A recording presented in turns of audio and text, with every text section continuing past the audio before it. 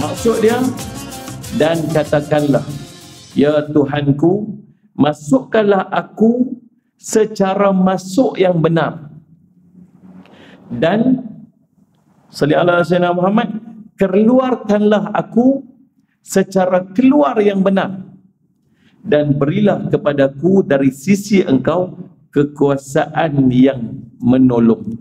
Surah Al-Isra ayat ke-80. Bismillahirrahmanirrahim. Assalamualaikum warahmatullahi wabarakatuh.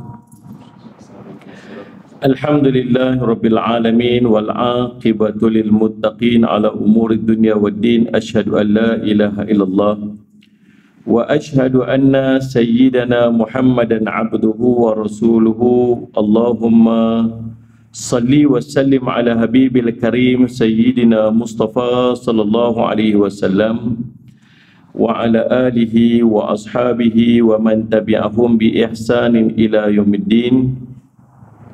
Subhanaka la ilma lana illa ma 'allamtana innaka antal alimul hakim. Rabbi shrah li sadri wa yassir li amri wa hlul 'uqdatam min lisani yafqahu qawli. Bismillahi ma syaa Allah la yasuqul khaira illa Allah ma syaa Allah la yasrifu su'a illa Allah ma syaa Allah. Ma kana min ni'matin fa min Allahi ma syaa Allah. Wala haula wala quwwata illa billah al-aliyyil azim. Allahumma anta rabbi la ilaha illa anta khalaqtani wa ana 'abduka wa ana ala ahdika wa wa'dika mastata'tu. A'udzu bika min syarri ma sana'tu. Abu'u laka bi ni'matika alayya wa abu'u bi dhanbi faghfirli fa innahu la yaghfirud dhunuba illa anta. Kita sama-sama baca doa jauh daripada penyakit dan musibah. Bismillahilladzi la yadurru ma'asmihi syai'un fil ardi wala fis sama'i wa huwas sami'ul alim. Bismillahilladzi la yadurru ma'asmihi syai'un fil ardi wala fis sama'i wa huwas sami'ul alim.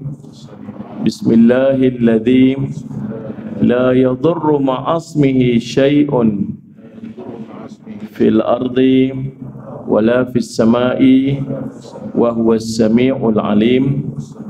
Na'udzu bi kalimatillahi at-tammati min syarri ma khalaq. Na'udzu bi kalimatillahi at-tammati min syarri ma khalaq. Na'udzu bi kalimatillahi at-tammati min syarri ma khalaq. Allahumma inna na'udzu bika minal baras wal junun wal judam wa min sayyi'il asqam. Allahumma inna na'udzu bika minal baras wal junun wal judam wa min sayyi'il asqam. Allahumma inna na'udzu bika minal baras wal junun wal judam wa min sayyi'il asqam. Walhamdulillah rabbil alamin. Alhamdulillah, puji syukur kita panjatkan kepada Allah SWT dengan limpah kurnianya, taufik dan hidayah di sisi Allah SWT. Kita dapat bersama-sama lagi pada malam ini untuk kita meneruskan pengajian kitab Fathur Rahman, Qasas wa Tafsir Ad'iyatil Quran, kisah-kisah dan tafsiran yang terkandung terkait doa dalam Al-Quran. Pada malam ini insya-Allah kita masuk pada doa yang ke-30. Saya himpun ada 60 doa dalam Al-Quran. Semuanya ada kisah-kisah yang tersendiri. Kisah-kisah, dan hari ini menarik doa ni tuan-tuan. Kita jarang-jarang dengar doa ni. Kita jarang-jarang beramal dengan doa ni. Tapi dia ada doa ni. Dan doa ni pula terkait dengan satu kisah yang sangat masyhur. Sangat masyhur. Saya waktu saya susun doa-doa ni, saya tak tahu kata ada doa ni dalam ada doa yang terkait dengan kisah dalam Quran. Sampailah saya susun doa ni, baru kita tahu rupanya ada satu doa. Nanti kita baca cerita lebih tak surprise lah. Kan dia intro gitu. Baik, doa yang ke-30. A'udzubillahi minasyaitonirrajim. Wa qur rabbi adkhilni mudkhala sidqin wa akhrijni mukhraja sidqin waj'al li min ladunka sultanan nasira. Sadaqallahul azim. Surah Al-Isra ayat 30. Maksud dia, dan katakanlah, ya Tuhanku, masukkanlah aku secara masuk yang benar, dan salli ala sayyidina Muhammad, keluarkanlah aku secara keluar yang benar, dan berilah kepadaku dari sisi engkau kekuasaan yang menolong. Surah Al-Isra ayat ke-80. Apa yang kita boleh faham daripada doa ni? Allah ajak Nabi SAW untuk doa supaya Allah keluarkan Nabi SAW daripada satu tempat dengan keluar yang benar, dan Allah masukkan Nabi SAW ke satu tempat dengan masuk yang benar. Dan Nabi SAW, dan Allah perintah kepada Nabi SAW untuk minta dengan tambahan, minta dengan kekuasaan Allah untuk menolong baginda Nabi SAW. Mari kita tengok kisah dan tafsirannya. Doa ini dipanjatkan oleh Rasulullah SAW melalui wahyu Allah ketika Nabi diperintahkan Allah untuk berhijrah ke bumi Yathrib. Sallallahu alaihi wasallam. Kisah ni, doa ni rupa-rupanya doa yang Allah susun dalam Al-Quran, perintah pada Nabi untuk minta waktu Allah perintah Nabi SAW hijrah ke Yathrib. Dan sesuai pula dengan cerita parlimen hari ni. Faham dah, tak faham sudah? Ni. Sallallahu alaihi Muhammad. Jadi subhanallah, kita dalam keadaan kita nak akid apa sekalipun, kita biar sesuai dengan kisah dan sirah yang berlaku kepada baginda Nabi SAW. Tak boleh sedap-sedap sebut tuan-tuan. Allahumma salli ala sayyidina Muhammad. Yang faham-fahamlah. Baik, Ibnu Abbas radhiyallahu anhu menceritakan ketika Nabi SAW berada di Mekah, lalu diperintahkan untuk berhijrah, maka Allah menurunkan firman-Nya, dan katakanlah, ya Tuhanku, masukkanlah aku secara masuk yang benar, dan keluarkanlah aku secara keluar yang benar, dan berilah kepadaku dari persisi engkau kekuasaan yang menolong. Surah Isra ayat 80. Hadis ini direkodkan oleh Imam Ibnu Kathir dalam tafsir Ibnu Kathir bab surah Al-A'raf daripada Anas bin Malik radhiyallahu anhu. Status hadis ini hasan sahih. Jadi daripada hadis ni cerita apa? Cerita tentang doa ini adalah doa yang Allah perintah pada Nabi SAW untuk Nabi baca waktu Allah perintah Nabi untuk keluar daripada Makkah pergi Madinah. Jadi kisah penghijrahan Nabi SAW dari Makkah ke Madinah itu ialah perintah Allah. Cerita tentang Nabi SAW akan berhijrah ke Yathrib ni tuan-tuan, cerita ni tahu dulu-dulu lagi ni. Dulu-dulu lagi ni, sallallahu alaihi Muhammad. Ada seorang pemimpin, Allahumma salli ala Muhammad, daripada Yaman, yang dia ni tuan-tuan, dia himpun alim ulama dia, 4,000 alim ulama. Dia bergerak tuan-tuan, saya tak ingat nama dia, Tubak ke apa nama dia, lebih kurang macam itulah, sallallahu alaihi Muhammad. Waktu dia bergerak ni tuan-tuan, dia pergi satu daerah ke satu daerah dengan ramainya pemimpin, tentera, bala tentera dia. Setiap dia pergi ke satu tempat, orang akan sambut dengan sambutan yang sangat hebat. Dia pergi. Lalu dia sampailah tuan-tuan ke satu tempat. Dia sampai satu tempat ni, tak ada siapa pun yang sambut dia. Orang semua relax, dia tak sambut dia. Dia pun heran. Lalu dia tanya kepada alim ulama yang duduk dengan dia tu, 4,000 orang. Pasal apa mereka ni, tempat ni mereka tak sambut aku? Tempat ni nama apa? Tempat tu nama Makkah. Pasal apa orang Mekah ni tak sambut aku? Pasal mereka ni ada satu tempat, ada satu benda yang mereka duduk dan mereka sangat jaga, itu milik Tuhan. Apa dia? Kaabah. Maka tak ada orang yang lebih mulia daripada mereka duduk jaga, lebih kurang macam itulah kisah. Maka tuan-tuan, dia pun kata apa? Aku akan satu hari mai serang Mekah ni, aku akan bunuh penduduk mereka semua dan aku akan runtuhkan Kaabah tu supaya mereka boleh hormat kat aku, lebih kurang macam tu. Kemudian bila dia balik tuan-tuan, dia ditimpa penyakit dia, keluar nanah, keluar darah daripada mulut dan hidung dia. Kisah ni tercatat dalam satu riwayat. Lalu bila keluar darah dan nanah daripada mulut dia tuan-tuan, sallallahu alaihi wasallam, penyakit yang tak ada ubat, pi jumpa ni tak jumpa.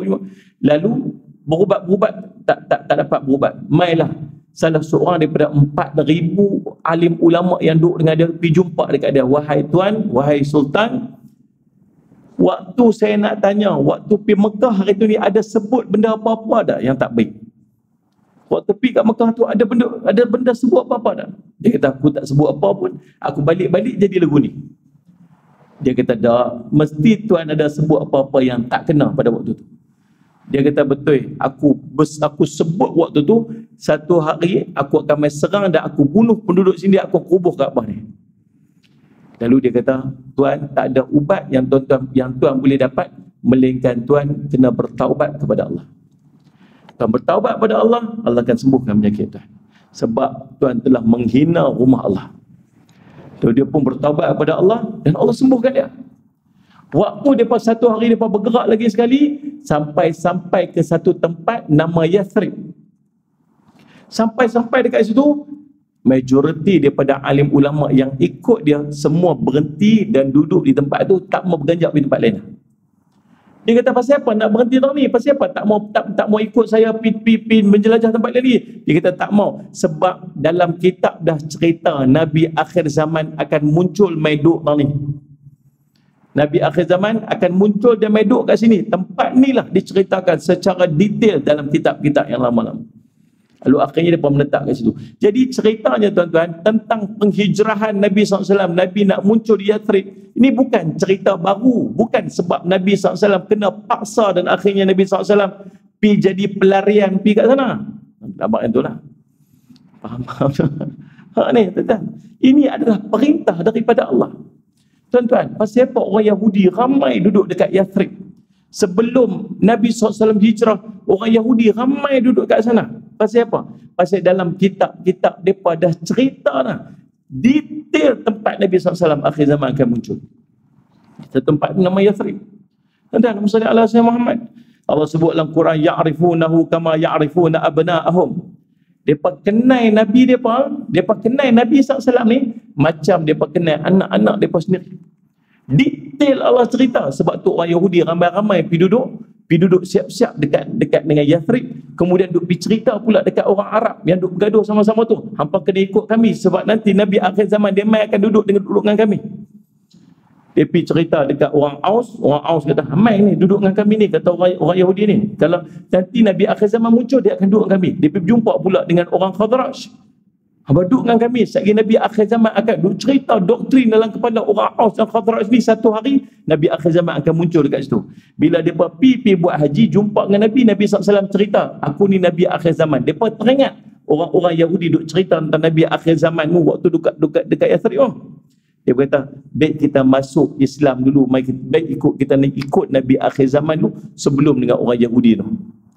Itu kisah dia. Maksudnya kisah tentang penghijrahan, berita tentang penghijrahan Nabi, berita tentang Nabi SAW akan berhijrah ke Madinah ataupun Yathrib ni dah lama dah cerita dia. Dah maklum dah cerita dia. Dan dia berlaku atas perintah daripada Allah SWT. Ingat yang tu. Dah berhenti yang tu usah belajar lah. Mak ni belajar lebih baik itu susah pula. Keling orang. Tak mahu nak keling. Tapi nak cerita jadi lagu tu. Jadi tuan-tuan, kita faham daripada ayat ni, rupa-rupanya Allah perintah Nabi SAW untuk berhijrah, dan Allah juga mengajak kepada Nabi SAW untuk membacakan doa, memohon perlindungan daripada Allah supaya Nabi SAW keluar ni benar, dan Nabi SAW masuknya dengan benar.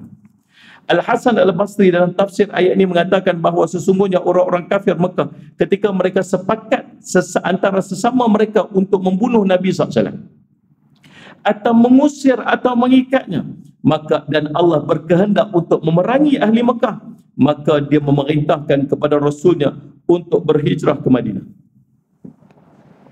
Yang antara lain Allah berfirman, dan katakanlah, ya Tuhanku, masukkanlah aku secara masuk yang benar, dan keluarkanlah pula aku secara keluar yang benar. Qatadah mengatakan firman Allah Subhanahu wa taala, dan katakanlah ya Tuhanku, masukkanlah aku secara masuk yang benar. Yang dimaksudkan itu ialah kota Madinah. Dan secara keluar yang benar itu dimaksudkan ialah Makkah. Peristiwa ini peristiwa hijrah. Tuan-tuan, dalam hidup kita ni tuan-tuan, kita ni hijrah ni boleh kata berlaku setiap orang. Setiap orang berhijrah. Yang saya yakin tuan-tuan yang duduk depan saya ni pun ni tuan-tuan ahli hijrah belakang. Tengok ni, tuan-tuan bukan beranak kat Putrajaya ni. Waktu tuan-tuan beranak kat Putrajaya ni, waktu tuan-tuan beranak itu Putrajaya pun tak ada lagi. Betul tak ni? Tuan-tuan ni pasal apa? Jawablah siapa? Macam marah kat saya je. Betul tak? Kita hijrah tak? Hijrah.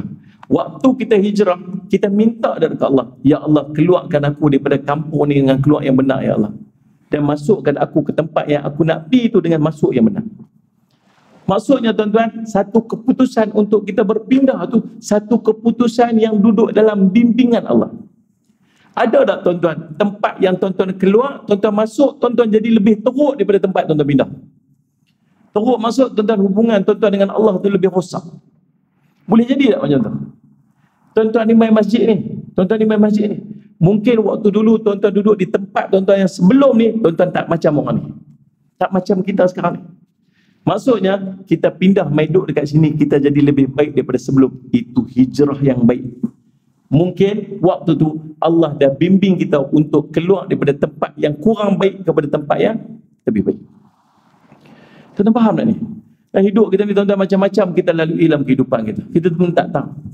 Dan Allah sebut, Nabi SAW sebut, man yuridillahu bihi khairan yufaqihu fiddin. Kalau Allah nak kebaikan pada seorang tu, Allah akan faqihkan dia dengan agama. Allah nak bagi faqih dengan agama ni, nak bagi baik dekat kita dunia akhirat. Nabi SAW, apa ni ulama sebut, Allah, kalau Allah nak bagi faqih, Allah nak bagi kita ni baik dunia, baik akhirat, Allah akan faqihkan kita dengan agama. Bahkan sampai keadaan kadang-kadang Allah paksa kita untuk dapat kebaikan tu. Macam mana Allah paksa? Mungkin ada yang duduk depan saya ni, ada pun sahabat-sahabat yang menyaksikan melalui live ni, dia duduk di satu tempat yang dia tak teringin pun nak duduk tempat tu. Waktu minta posting belum rata tuan-tuan, tiba-tiba dapat surat pindah ke Putrajaya ni. Mak ni, mak dia sampai teriak-teriak, mak dia kata teriak-teriak, menangis-menangis. Mak ni, kalau tuan-tuan di Penang dia ada berapa kata teriak, Riau, Sunda Riau. Riau ni kalau belah utara Kedah Perlis bagi teriak menangis lah, bagi Riau juga. Kalau Penang Riau ni dia bagi menjerit. Tu kita faham dia dok bahasa tu. Ni, tuan-tuan, menangis. Mak kita sampai menangis-menangis. Pasal apalah nak pindah duk jauh sangat ni lah, pasal apalah duk jauh sangat ni dekat-dekat tempat ni tak ada ke? Mak saya minta dah dekat sini, minta ni dekat sini ni. Minta pindah ni mai duduk dekat-dekat sini, dekat Lustak ni, dekat Pulau Pinang ni, minta tang ni supaya dekat dengan mak. Tak usahlah duduk jauh-jauh, mak tua-tua dah ni, sekali nak balik tengok sebab mak sakit susah lagu mana. Kita pun punya susah hati tuan-tuan. Terpaksa nak buat macam mana? Pindah-pindah tuan-tuan. Rupa-rupanya dengan kita mai duduk Putrajaya, kita jadi ahli masjid. Kita jadi orang masjid. Ada jadi AJK masjid. Dan tak AJK masjid pun dia jadi orang yang ulang alik masjid, dengar kuliah selalu. Dan dia tak macam ni sebelum ni. Maksud dia apa? Dia sampai macam Allah paksa dia untuk dia dapat kebaikan-kebaikan. Kalau dia duduk dekat sana, dia tak akan jadi macam ni. Kalau dia duduk empat lain, dia tak akan jadi macam ni. Tuan-tuan faham tak ni? Maka ni hijrah. Hijrah. Sebab tu guru saya sebut, ulama sebut, kalau tuan-tuan telah berhijrah daripada satu tempat kepada satu tempat yang lebih baik daripada sebelum, tuan-tuan, satu tempat yang tuan-tuan dapat kesempurnaan dekat situ, tuan-tuan boleh pergi masjid, tuan-tuan Allah pergi ke lapangan, tuan-tuan jangan main-main, tuan-tuan boleh main masjid ni tuan-tuan, ni Allah izin kita main. Hari ni hari Isnin tuan-tuan, ada orang yang tak sampai balik rumah lagi daripada kerja. Saya nak cakap betul. Ada orang tuan-tuan dia balik kerja tadi, dia sampai dia tak larat dah nak pergi mana. Balik duduk sandar. Ada orang dia lapang, dia sampai rumah tadi pukul 5 petang. Tapi sampai waktu ni dia sibuk apa pun tak tahu, sampai dia tak boleh nak keluar mai. Maksudnya dalam ramai-ramai tuan-tuan Allah pilih tuan-tuan untuk duduk dalam rumah dia. Tuan faham tak ni? Maka ni satu nikmat yang Allah bagi kat kita. Mungkin disebabkan Allah nak bagi pada kita keberkatan waktu, keberkatan ilmu, keberkatan dalam kehidupan kita. Maka Allah susun hidup kita jadi macam tu. Tuan-tuan, maka syukur pada Allah. Tuan faham tak ni? Tuan-tuan, kalau tuan-tuan dah dapat nikmat ni, nikmat duduk tempat elok dah, nikmat boleh main mengaji, Allah bagi lapang, nikmat tuan-tuan office tuan-tuan dengan rumah sangat dekat, supaya tuan-tuan boleh sampai balik awal, tuan-tuan sempat mandi, sempat istirahat, kemudian lagi boleh pergi kuliah pula. Habis-habis kuliah tuan-tuan, masjid keluar surau tu, rumah tepi tu aja. Rumah tepi tu aja. Masuk kita sempat spend masa dengan anak-anak isteri kita pula. Dan kalau masjid jauh pada rumah, kuat lagi sampai rumah dah lewat, tak sempat nak spend. Tapi Allah bagi kat kita sempurna, komplit, cantik. Maka kata guru saya, jangan keluar daripada tempat tu. Jangan keluar. Sebab pergi ke tempat lain belum tentu tuan akan dapat kelebihan yang macam tu. Faham tak ni? Kalau fikir nak pindah duduk tu, masjidnya tak mana? Tak tahu lagi, tak pergi tengok lagi masjid dia lagu mana. Imarah ada masjid tu? Tak tahu, tapi tempat duduk lah ni masjid dia imarah sangat. Rumah dekat dengan masjid, ibadat senang, lapang nak buat apa pun senang. Masjid tu pula satgi buat puasa sunat lah, satgi buat baca Quran lah, anak-anak kita boleh duduk baca Quran lah, satgi buat tahfiz ringkas, macam-macam program dia buat. Kalau pindah belum tentu boleh dapat macam mana yang dia dapat. Apatah lagi kalau dia tahu tempat yang dia nak pindah tu memang jauh lebih tak ada apa daripada tempat yang dia duduk lah ni. Lagi-lagilah jangan buat keputusan yang macam tu. Kena faham tak ni? Tak mana nak pergi tu? Nak pergi tempat tu. Masjid ada tak? Masjid jauh. Masjid jauh. Ada kelas mengaji apa tak tu? Tak ada. Habis tu kalau hang pindah pergi sana nak mengaji ke mana? Kena mengaji online dah jawab dia. Maksud dia dapat apa? Dia dah hilang semua nikmat yang Allah bagi kat dia sebelum. Tuan-tuan faham tak ni? Sallallahu alaihi wasallam. Tuan-tuan, demi hijrah. Kalau tuan-tuan Allah dah letak satu tempat, dapat nikmat, dapat kebaikan, dapat segala kelebihan, kita tak payah duk rancang-rancang nak pergi cari tempat lain yang belum tentu lagi kita dapat macam mana kita dapat lah tu. Dia rantaian, tak? Dia berantai. Tuan-tuan pindah satu tempat. Rantai apa ni? Berantai dengan kelapangan masa untuk menuntut ilmu. Rantai pula dengan kawan-kawan sekeliling yang sentiasa duduk mengajak kepada kebaikan. Berantai pula tuan-tuan dengan majlis-majlis ilmu yang berkembang di tempat tu. Semua di rantaian yang Allah susun kat kita. Maka jangan duk plan yang boleh hilang benda-benda nikmat tu. Ini semua susunan Allah. Allah nak bagi kebaikan kat kita. Faham dah? Sallallahu alaihi wasallam. Baik, Allahumma salli ala sayyidina. Qatadah mengatakan firman Allah SWT, salli ala sayyidina Muhammad. Bukan Allah SWT. Hal yang sama disebutkan dikatakan oleh Abdul Rahman Ibn Zaid bin Aslam. Pendapat ini yang paling terkenal. Manakala sambungan doa Nabi SAW, Nabi doa lagi selepas Nabi kata, ya Allah, engkau masukkanlah ke dalam aku, engkau masukkanlah aku ke secara masuk yang benar, engkau keluarkanlah aku secara keluar yang benar. Kemudian Nabi SAW sambung, Nabi kata apa? Waj'al li min ladunka sultanan nasira, dan berikanlah kepadaku daripada sisi engkau kekuasaan yang menolong. Al-Hasanul Basri dalam tafsir ayat ini mengatakan, Allah menjanjikan kepada Nabi SAW bahawa dia benar-benar akan mencabut kerajaan Parsi daripada kejayaannya, dan dia benar-benar akan memberikan hal itu kepada Rasulullah SAW, dan juga benar-benar akan mencabut kerajaan Rom dan kejayaannya, dan lalu memberikannya kepada baginda Nabi SAW. Lepas keluar benar, masuk benar, Allah janji apa? Allah janji nanti bila duduk kat sana nanti kerajaan besar Rom Allah akan cabut kekuatannya bagi kat kamu. Ni kerajaan Parsi yang besar Allah akan cabut kuasaannya bagi kat kamu. Waktu Nabi SAW bila duduk dekat Madinah, tuan-tuan, waktu ada berapa lebih kurang 2,000, 3,000 orang saja orang Islam. Duduk dekat Madinah, Nabi SAW memimpin kerajaan waktu tu. Berapa jumlah yang mengikut Islam waktu tu? 2,000 ke 3,000 orang. Maka berlaku perang Ahzab atau perang Khandaq. Mai tu gerombolan 10,000 tu daripada Mekah buat dia panggil apa? Bersekutu, tentera bersekutu dengan orang Yahudi, dengan orang-orang yang duduk di sekitar Madinah, pekat berimpun 10,000 orang nak pergi serang Madinah. Bila dengar kata 10,000 orang nak pergi serang Madinah ni, para sahabat ni yang duduk dekat Mekah, tuan-tuan agak tuan-tuan, kalau tuan-tuan duduk tuan-tuan rasa lagu mana? Kita 3,000 orang ya. Ni campur lelaki, perempuan apa semua ni. Yang nak main tu 10,000, bukan campur-campur, tu tentera. Siap bersenjata. Kita ni 3,000 orang ni campur-campur ni. Tuan-tuan faham tak ni? Takut tak? Kalau tuan-tuan takut tak? Takut tak? Takut. Memang Allah campak ketakutan. Takut. Buat apa tuan-tuan? Akhirnya buat parit lah. Buat parit. Dalam buat parit tu tuan-tuan, tahu tak? Waktu tu Allah nak tapis. Yang takut lari. Tinggal berapa orang yang sungguh-sungguh.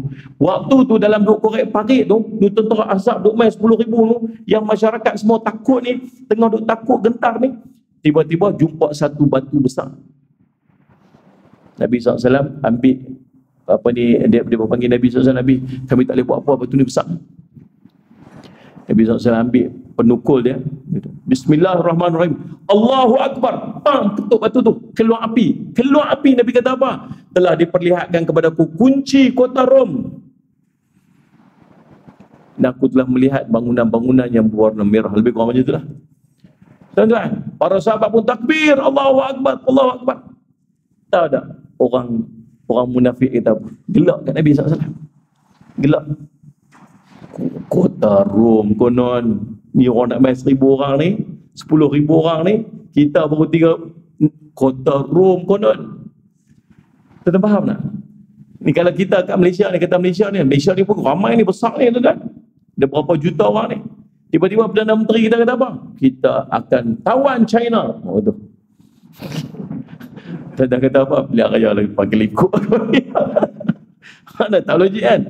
Bayang Nabi SAW waktu tu Rom kuasa besar. Salih Azimah. Rom kuasa besar dunia waktu tu. Nabi SAW kata, Allahu Akbar, telah diperlihatkan padaku kunci kota Rom. Para sahabat yang beriman, Allahu Akbar lah. Orang munafik gelak macam kita gelak sah. Sembang kan. Mana? Ketul lagi pang gelak. Telah diperlihatkan padaku kota Parsi. Kunci kota Parsi. Aku melihat bangunan bunga yang berwarna merah. Allahumma salli ala sayyidina Muhammad. Tuan-tuan, para sahabat takbir Allahu Akbar. Orang munafik gelak. Tuan-tuan, tahu pasal apa? Nabi SAW mempunyai keyakinan yang tinggi atas janji Allah. Dengan Nabi SAW ada dekat situ, satu hari nanti Rom Parsi akan tumbang. Dan sungguh berlaku pada zaman Sayyidina Umar radhiyallahu an, tahun ke-15 Hijrah. Berlaku sungguh Sayyidina Muhammad. Tuan-tuan, pasal apa? Dia berlaku hasil daripada hijrah Nabi SAW. Bila Nabi SAW berhijrah, waktu Islam dah kuat, Islam dah stabil, Islam dah ada kerajaannya.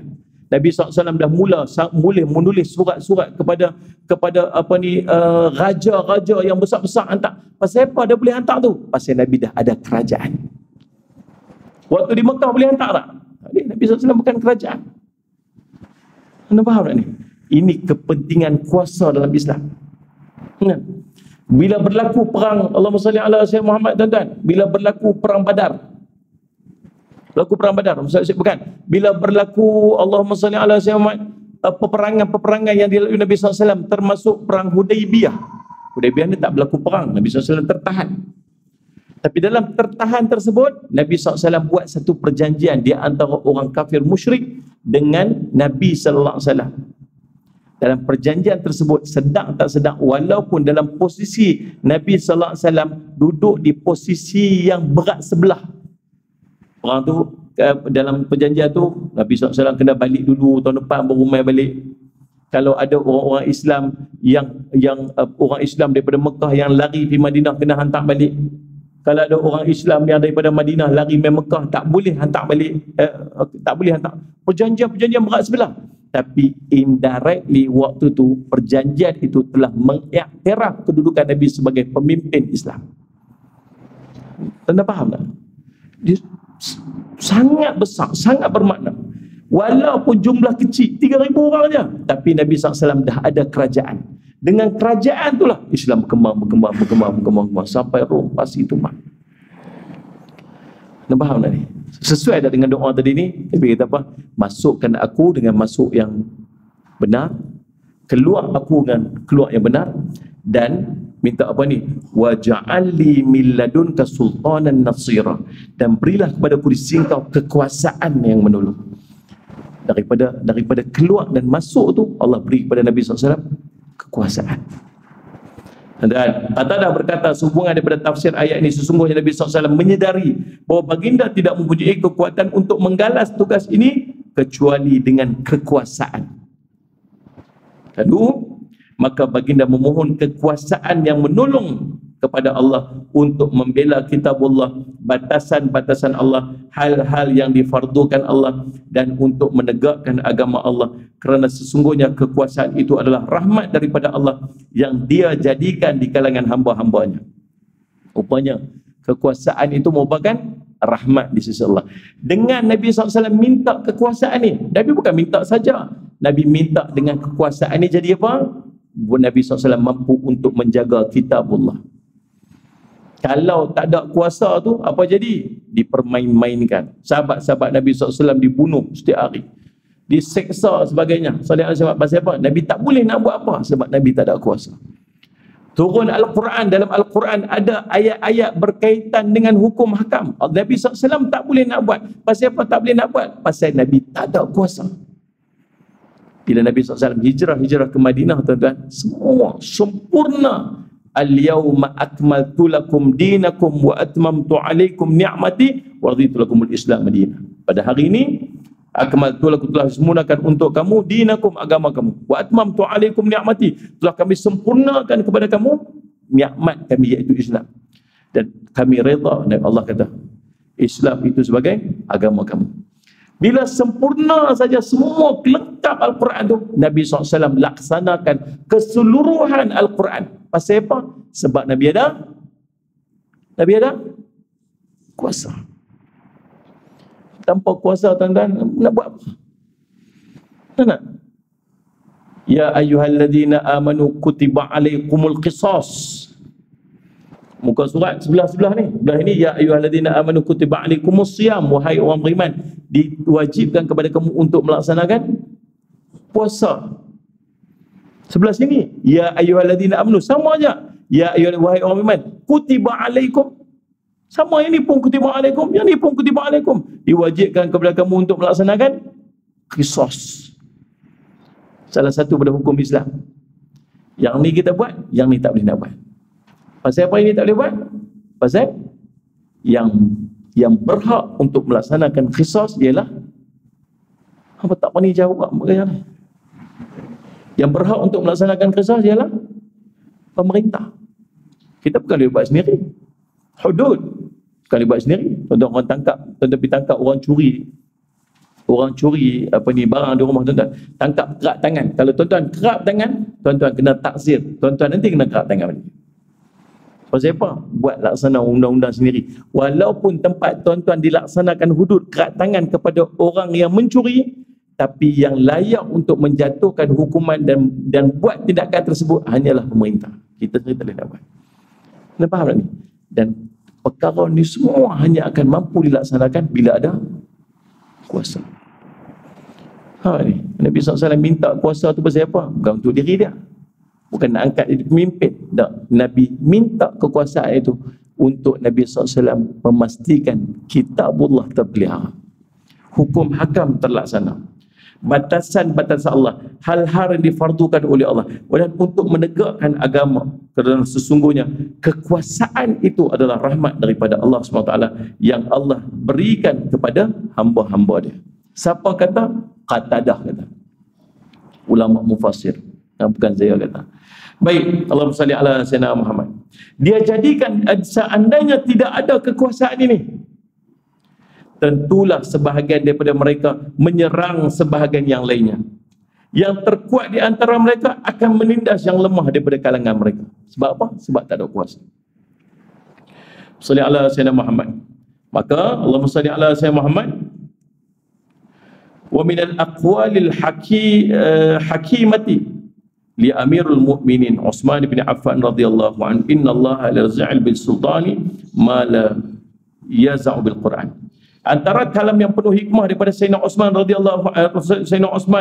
bin Affan radhiyallahu anhu, sesungguhnya Allah benar-benar mencegah perbuatan dosa melalui kekuasaan hal-hal yang tidak dapat dicegah melalui Al-Quran. Salli ala Muhammad. Dengan kata lain, dapat disebutkan bahawa sesungguhnya berkat daripada kekuasaan atau pemerintahan ini dapat mencegah banyak perbuatan keji dan dosa-dosa yang tidak dapat dicegah melalui Al-Quran daripada kalangan yang banyak. Mengingatkan peringatan dan ancaman keras bagi para pelanggarnya benar-benar dapat dilaksanakan, dan memang demikianlah kenyataannya. Tidak, kalau kita letak kekuasaan di tempat orang yang benar untuk melaksanakan kuasa tersebut, apa akan jadi? Orang tak boleh nak buat maksiat. Benda-benda dilarang semua tak boleh nak buat. Salli ala Sayyidina Muhammad. Tuan-tuan, kita takkan jumpa orang-orang yang duduk dalam keadaan maksiat. Tak nampak. Pasal apa tak nampak? Kuasaan duduk di kuasa yang benar. Pentingnya kuasa. Dalam arti kata lain, kuasa dapat digunakan bagi mencegah perbuatan keji dan dosa yang tidak dapat dicegah melalui Al-Quran. Bagi orang ramai secara umum, peringatan dan ancaman daripada Al-Quran barangkali tidak dapat menghalang mereka daripada melakukan dosa. Baca Quran kat mereka, la taqrabuz zina, jangan dekati zina. Dia buat tak tahu ya, baca apilah Quran kat dia pun. Mak ni salah zaman. Jangan dia buat macam ni, Quran kata macam ni, tak dengar. Habis dia buat macam mana? Bila pemerintah ada kuasa, boleh ambil tindakan kat dia. Tu je. Maka dengan tindakan tu menyebabkan dia tak buat dosa tersebut. Baca Quran pun tak jadi. Kena ambil tindakan baru jadi. Nak ambil tindakan bila kerajaan ataupun pemerintah itu dapat melaksanakan Al-Quran dengan sempurna. Boleh faham tak lah? Serius saya malam ni. Saya tak nampak muka tuan-tuan senyum ke, tuan-tuan marah ke saya ke, tak nampak tuan-tuan tutup muka belakang. Dia risau saya ni. Baik, Allahumma salli ala Sayyidina.